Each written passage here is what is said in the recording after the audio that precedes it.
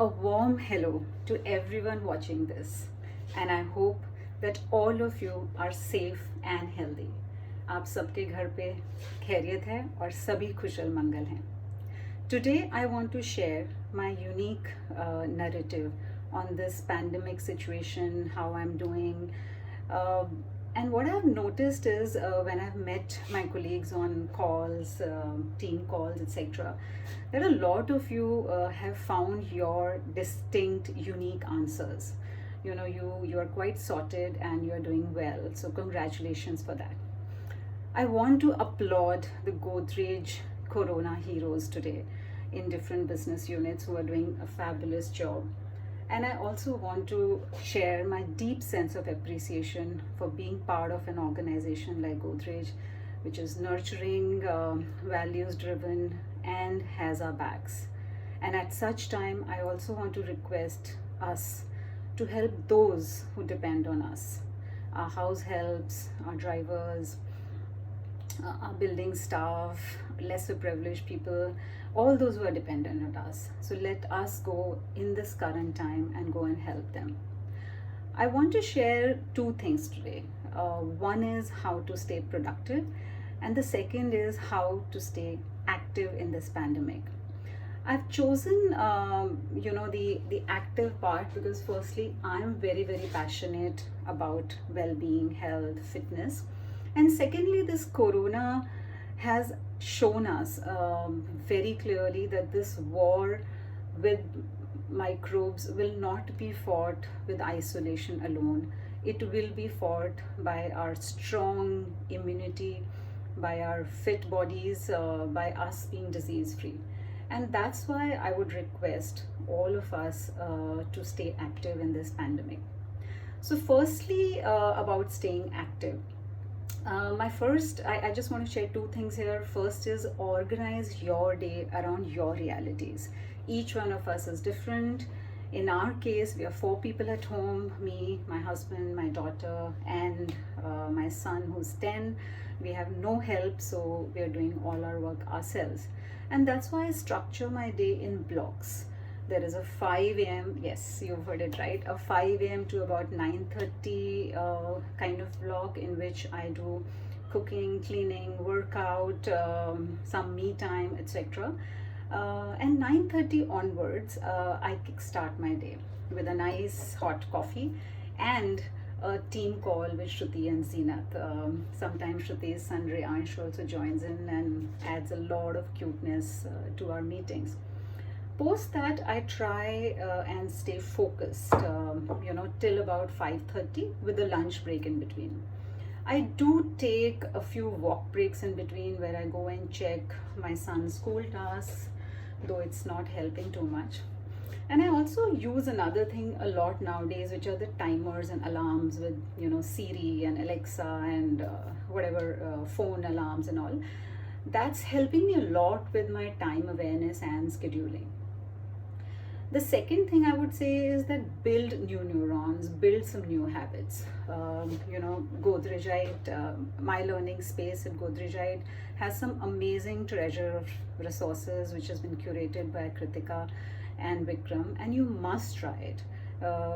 It has some very rich information about GCFs and other development areas, and it can really be helpful. I'll also say that, build a few new habits. Journaling and meditation have been on my to-do for a really long time, and I've now started them and started doing them that a few days.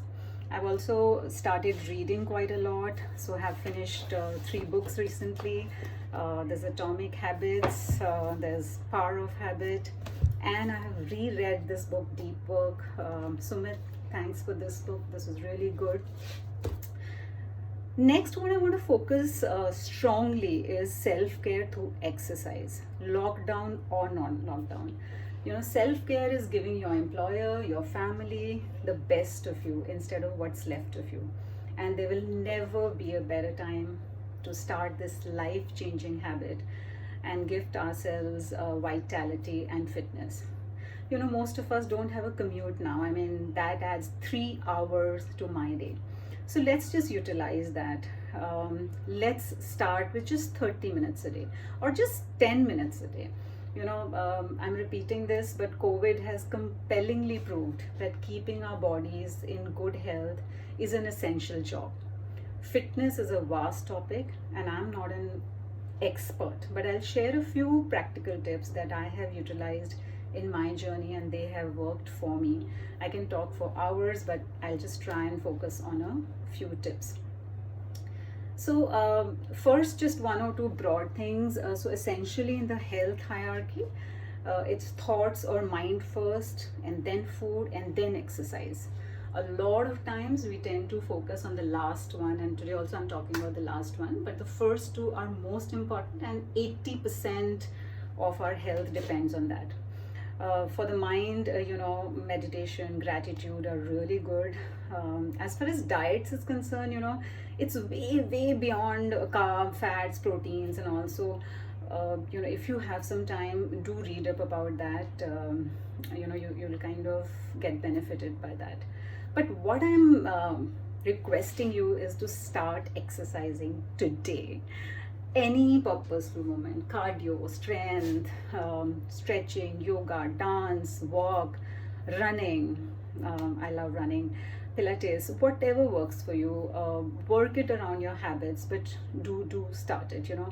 If we are a lagging measure of our habits, then our health is a lagging measure of our exercising and food patterns. So I'm just going to share 4 tips, and some of them are inspired by the book Atomic Habits, which I showed you.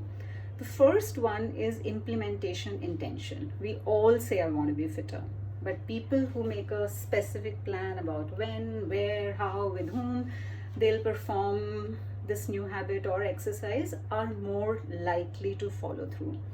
Don't leave it to chance, and hope that we'll just remember it or we'll feel motivated tomorrow. Doesn't happen. Spell out specifically. When are you going to do it? With whom are you going to do it? Where? How? For example, my pre-implementation intention was that I work out on Monday, Wednesday, Friday with my running group, Runners Academy, at home ground, which is close to my place, and a long run on Sunday at National Park. Now, of course, in this situation, I had to modify it, but I've still kept up with some of them. I ran 21 kilometers last Sunday in our building in a 400-meter loop, so about 51 rounds. You could also insert habit stacking in that, which is also a kind of implementation intention where you just pair what you want to do with your current habits. So for example, you can say that I will look at WhatsApp in the morning, how much you want to do that, only after I have exercised for at least 20 minutes.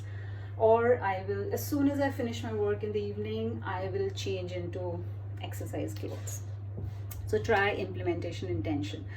The second is make it easy. Our real motivation is to be a bit lazy and do what is convenient. Yes, that's accurate. It's a smart strategy because we all want to use the law of least effort. Thus, we have to make exercising effortless, as effortless as we can. So what I do is I always keep my workout, my workout clothes, shoes, socks, my watch, my Garmin always charged at a place where I can find them easily. It's just that in the morning or when you're going to do it, if you're looking for things, you could get derailed. Also, don't take up something very challenging. Like, don't say I will do 500 skipping or 10 kilometers. Say that I will skip every day, just 10 a day, just 2 push-ups. So start small and start with ease. So implementation intention and make it easy. The third I will say is that miss it once, but don't miss it twice. If you've missed it once, it was probably an accident. But if you're missing it second time, then you're starting a pattern. So just do 10 minutes or 5 minutes, but don't make it either all or nothing. Don't be a fair weather exerciser. And I'm telling you, you're going to really start enjoying it. My fourth tip, which has worked very well for me, is that if you really wish to improve and stay with exercising, have an accountability partner or a buddy or a coach. You know, I have a running partner, Mahesh, and we must have run some 100 times at 5 a.m. last year.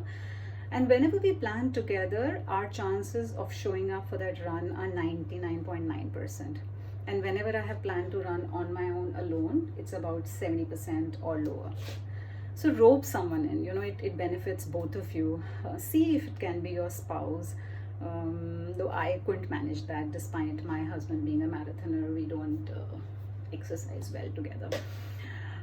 So I'm not saying it's going to be easy. I'm just telling you it'll be worth it. It'll definitely be worth it. Do something that your future self will thank you for. And I'm emphasizing on this only because the situation needs fitness. In the end, I want to share a small poem written by my son Soham. Locked in a lockdown, feeling blue but not down. Suddenly, all our progress was slowed down, and many faces showed a frown. Our school journey was twisty and turny. In the end, we will all cheer with glee when we find key to the future of humanity. So till we meet again, and I hope that's really soon, get fit, become strong, stay safe, and stay healthy. See you soon. Thank you.